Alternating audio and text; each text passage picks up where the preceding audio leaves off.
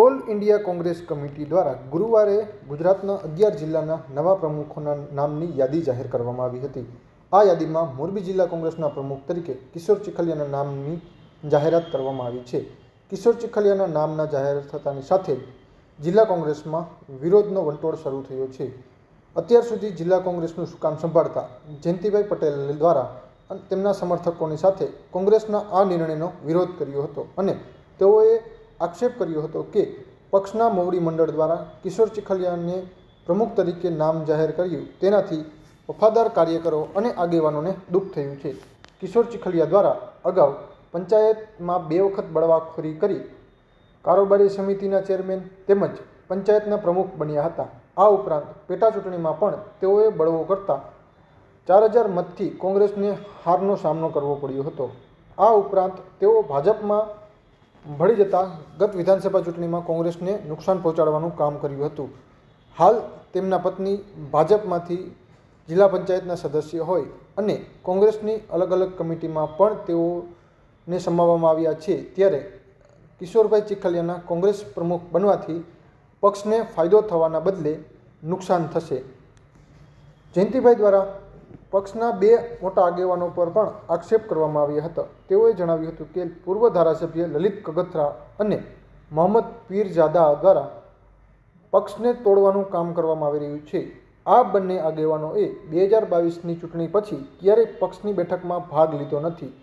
કોંગ્રેસના એક પણ કાર્યક્રમમાં તેઓ જોડાયા નથી, જેથી પક્ષને તેઓ સહયોગ આપવાને બદલે નુકસાન પહોંચાડી રહ્યા છે।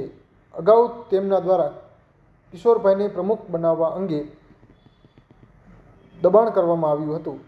હાલ કિશોરભાઈને પ્રમુખ બનાવવાથી પક્ષને નુકસાન થશે તે અંગેનો લેખિત પત્ર વ્યવહાર તેઓ દ્વારા કરવામાં આવ્યો છે। મોરબી જિલ્લા કોંગ્રેસના પ્રમુખ તરીકે ગઈકાલની જે કિશોરભાઈ ચીખલિયાની જાહેરાત થઈ અને કિશોરભાઈ ચીખલિયાની જે જાહેરાતના વિરોધના પ્રત્યાઘાત માટે અમે અમારો કાર્યકરોનો આક્રોશ વ્યક્ત કરવા માટે આજની પ્રેસ રાખેલી। હકીકતમાં કિશોરભાઈ ચીખલિયાનો જે ઇતિહાસ છે સતત પક્ષ વિરોધી પ્રવૃત્તિનો છે। જિલ્લા પંચાયતમાં 2 વખત બળવા કર્યા હતા, 17માં અપક્ષ ઉમેદવારી કરી હતી અને 2020ની પેટા ચૂંટણીમાં એને ભાજપમાં પક્ષાંતર કરીને ગયા અને વળી પાછા કોંગ્રેસમાં આવી અને 2022ની ચૂંટણીમાં રોલ ભજવી અને કોંગ્રેસ પક્ષની કોઈ પણ કામગીરીમાં અત્યાર સુધીનો એનો ઇતિહાસ ન હોવા છતાં પક્ષના પ્રમુખ તરીકે બેસાડે અને કમનસીબે પક્ષનું ધ્યાન એ અમે દોરેલું કે જે એના જિલ્લા પંચાયતના સભ્યો દહીંસરા સીટમાં એના ધર્મપત્ની અસ્મિતાબેન છે, ચાલુ સભ્ય છે।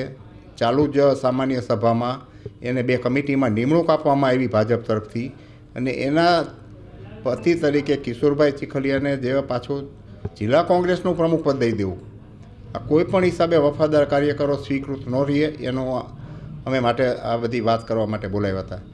અને ખરેખર 2022ની જે ચૂંટણી જે સામાન્ય થઈ એના પહેલાં 1 વર્ષ પહેલાં જ એને પક્ષાંતર કરીને પક્ષને દગો દીધો હતો અને જેના હિસાબે આપણે સામાન્ય ચૂંટણીમાં જોયું હતું કે પેટા ચૂંટણીની અંદર આપણે જીતેલી સીટ આપણે હાર્યા હતા, જેના કારણે આખી વિધાનસભાની સીટ ગુમાવવી પડી હોય।